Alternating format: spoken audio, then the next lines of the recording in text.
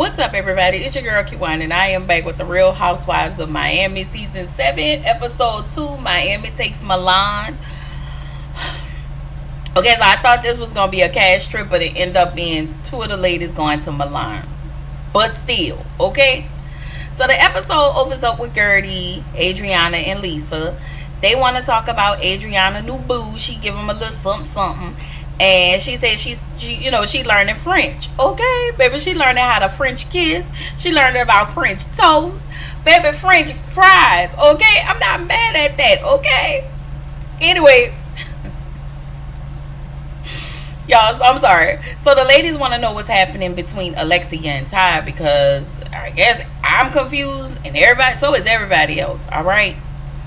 So Lisa tells the ladies that she'll be walking in a fashion show in Milan, and she found out Larsa is going to be there, so of course she's pissed off. And so she also tells the ladies that her dad had a heart attack. I thought she said stroke, and I think he's in ICU. And I know everybody probably thinks that Lisa should have this reaction, like crying and all of that, but I think because she really don't know him, I think her reaction is the way it is. I think she just wanted to make peace with him, and I think that's what's really, really important. Anyway, Larsa, we get to Larsa, and she's going to Milan, but she's going to the fashion show because her son Preston is going to be walking in a fashion show. She said they asked her, but she suggested that her son Preston do it.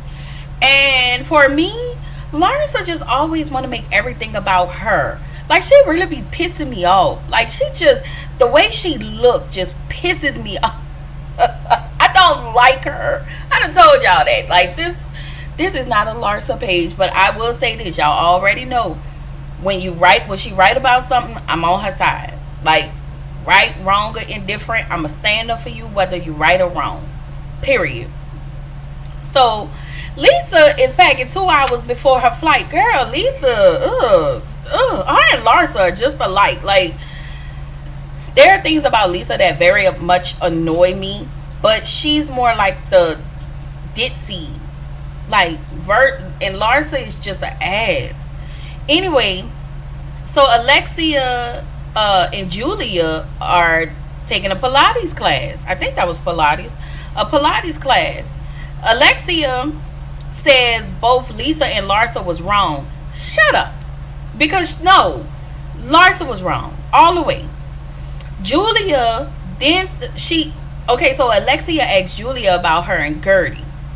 Julia talks about Gertie. She said that she don't care that much, and that Gertie text to her was very cold. Well, Julia, the way you treated Gertie was cold, because she didn't get back on that call, but she tried to ask you about it. Julia, girl, please go to hell, okay? So Julia is now creating a moment, okay? Her and Martina created the moment last week. So she said Gertie came with them to support Martina when Martina was down and wasn't feeling well, and she said that Gertie made everything about her. Alexia at this point starts to, Julia talks about how Gertie was acting. Alexia then starts to talk about Ty. And at this point, we really don't care about this storyline that you and Todd have, so I'm over it already. Anyway, so everybody arrived in Milan. Lisa and Larsa are sharing the same car, and they had to share the same flight. The car ride was awkward. They talk about the situation last night. Lisa really don't want to talk about it because Larsa's son is in a car. She just really want to avoid it and just kind of go from there. So Jody is trying to explain to Larsa, the situation between him and Marcus, and that he hadn't seen none of those things on the internet. Now, is he capping? He could be, but it is what it is until we know something different. So Larsa isn't listening to them, and she calls Jody a psycho. Lisa tells Larsa, hey, I guess she tried to overshadow that conversation and tell Larsa that her dad is in a hospital, and so Larsa was like, well, you should have never come. I was like, child, as much as Larsa get on my nerves, she kind of have a point. If you're making this a bigger deal and you're saying now that this man don't have long to live, then you could have canceled your Milan trip. But I guess again, one can say that, but we can also say that Lisa isn't that close to her dad. So me being here, I don't want to be in this space. I want to be in a happier space. So I do get Lisa's point, and Lisa stands on coming to Milan. I'm sorry, y'all. Anyway, so at this point, of course, Larsa is not trying to hear nothing Jody has to say. And the whole time he was actually just being nice to the little raggedy ass. But girl, all right. So Gertie is at her appointment with Russell for her follow up. I think she had her breast surgery, and they had the follow up. So apparently they took the fat from her stomach and added it to her boob. And she also needs to have another operation for her breast reconstruction. Russell feels bad for Gertie, but he isn't happy. I mean, he's not happy with having another surgery. But Gertie doesn't feel good about her body. And I tell y'all, she looks amazing. She says she's just now getting used to her weight, which is really good weight. And she's also getting used to not having any hair. So I get that. It's her self-esteem isn't low, but everything that she has been through, it is playing on her self-esteem, if that makes sense. Anyway, so Marisol is getting married to her man. That's cute. And Marisol was like, listen, I don't like Todd. And Alexia, she said she don't like Todd and Alexia together. She said Todd brought the worst out of Alexia, and Marisol gets the other end of Alexia's anger. Y'all, it's just like that quote I told y'all. I always post it every time I see it. I post it on my Instagram, and it's the quote with Nikki Giovanni and James Baldwin. I mean, Lord, is it James Baldwin? I think so. The writer, the poet. Yes, where she tells him, where they're doing this dialogue together, and she tells him, you give me the worst of me because you love me, while everybody else get the best version of you. You get the worst of me because you love me. And she didn't say it like that, but she said it like that. It's good. It's that part, and I'm always stuck on that part for my own personal reasons, but I'm always stuck on that part. Anyway, she said Todd was constantly picking on her, on Alexia, and making her feel less than. And I can see that. I can see Todd like being that person. So she also said Todd isn't the right man for Alexia, and I can also see that too.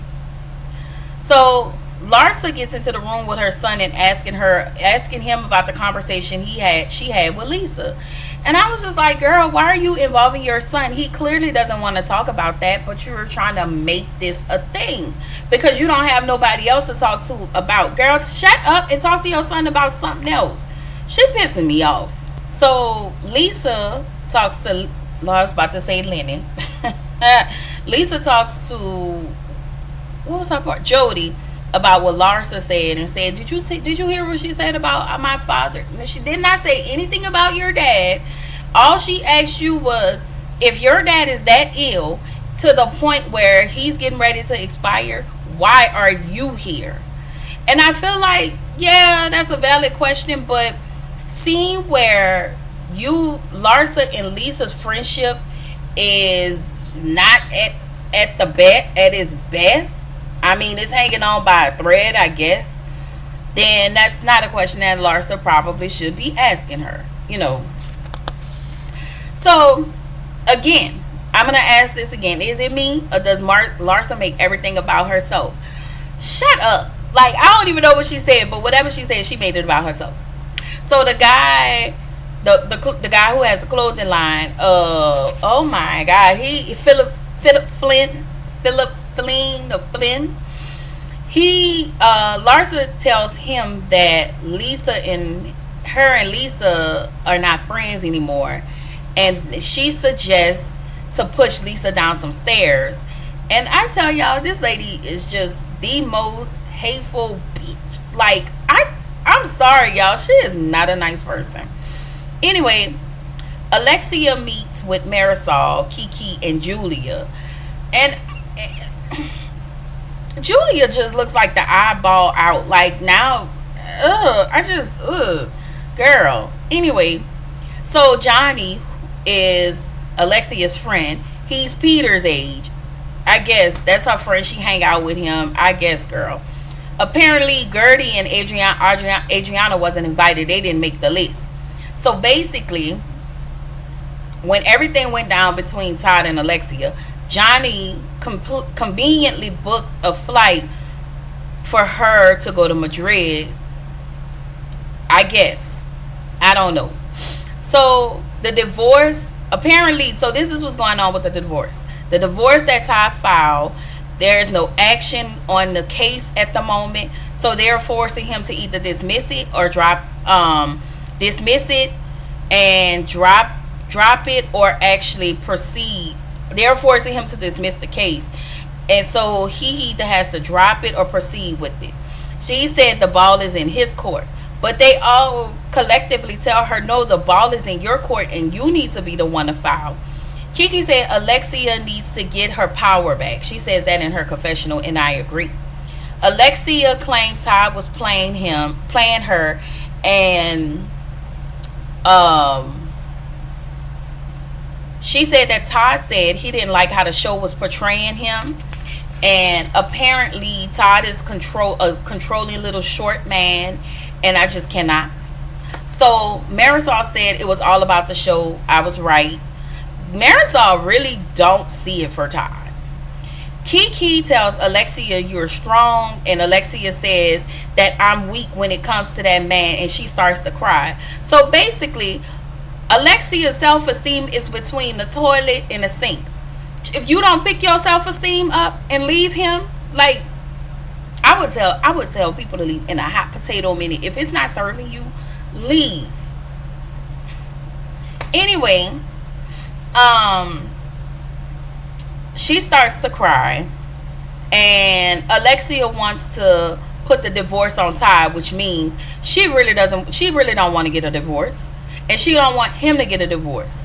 I'm sorry, and I just can't. But I on one hand, I want to say Alexia is full of shit, but on the other hand, I will say this: leaving is sometimes the hardest thing to do. But when you love yourself enough, that shit gets easy. And you also understand in loving yourself that I don't have to deal with this shit. I don't. Like, I'm not here for it. Like, you don't get to treat me like this. I'm sorry, y'all. I don't know who this is for. I don't know who this is for. But again, like I always say, y'all, this shit is for free. You don't have to deal with it. I know for some people it's hard. It's harder. It's hard. And some people it's easier. It's easier said than done. But there are the other people out there. You know the self-love. You can feel it. You don't even treat yourself like that. And you gonna sit here and deal with this? Like, no. I'm sorry, y'all. If it's not serving you, if it's not growing you, developing you, you're not growing while you're going in your relationship. If both people are not happy, why are you there? Like, no. You should allow anybody to mistreat you, not under any circumstances. I'm sorry. You are amazing. You are awesome. You are loved. You are all of those things. And I just want y'all to know in love, like, y'all for real. And I know I've been cussing and fussing, but the Bible says love is patient, love is kind, does not envy, and it does not boast. And if you're not receiving that, if you're not receiving the love and the patient part and the kindness, and I know sometimes people have their disagreement, but if you're not receiving what you're putting into the relationship, then you gotta go. I'm sorry. Like, you gotta figure it out. Like, figure it out. Anyway, Philip Fleen, they said his name, but I actually forgot it. He's a big deal in Milan, I guess. So Larsa, hating ass, I can't stand her, y'all. She then talks about Lisa, and while Lisa is actually finally come out on the floor, Larsa takes this time out to take a selfie, being passive aggressive in her behavior. And y'all, Lisa really did look good. She did an amazing job. Both Lisa and Preston, I think that's the little boy's name, her son's name, they did an amazing job and they looked amazing doing it. Anyway, Larsa, they did get into this after party and we seen Fabulous. And I was like, oh, okay. Larsa pulls Lisa to the side and said that they need to talk. Bitch, don't come talk to me. The way I would have y'all know I'm sorry, I was writing. I would have mushed her in the face, okay? Girl, please get out my face, okay? Lisa says that she is creating boundaries because basically Larsa's behavior has mirrored Lenny, and Lisa says she demands respect.